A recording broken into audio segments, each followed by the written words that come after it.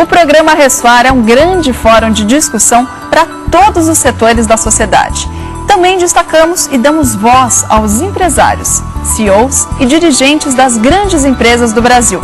Esse é o nosso 3 Perguntas. E a convidada de hoje é a Cristiana Arcangeli, que você já conhece. Ela comandou o Stream Makeover Social, que você acompanhou aqui no Ressoar. Mas além do trabalho na TV, a Cris é também uma empresária de muito sucesso. Eu nasci em São Paulo. Meu pai é italiano, estudei numa escola inglesa. Quando eu era criança, eu queria ser médica. E eu acabei me formando dentista.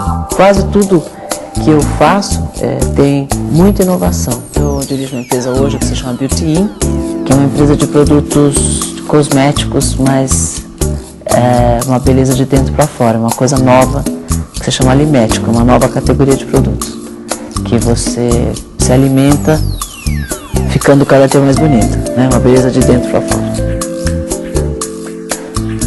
Essa preocupação com o terceiro setor é uma coisa que me acompanha de criança, uma coisa que me acompanha na essência. Eu acho que fazer outra pessoa feliz faz a gente feliz.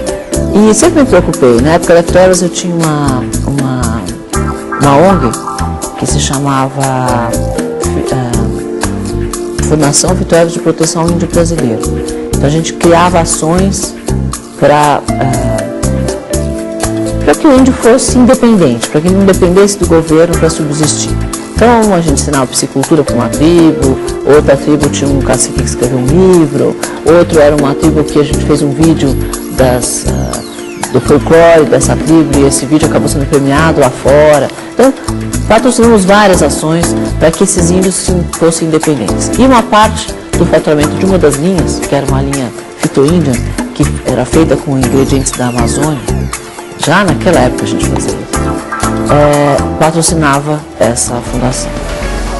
Essa oportunidade de fazer o Stream Makeover foi uma delícia, porque ele é sim um reality, ele é sim um programa que está na televisão, ele é sim entretenimento, mas atrás disso a gente está ajudando um monte de gente. Não só as crianças que são atendidas pelas creches que a gente constrói e reforma, como também todas as famílias que giram em torno disso, as famílias dos professores. Quer dizer, na verdade é uma coisa que tem que ajuda direta e indiretamente muita gente.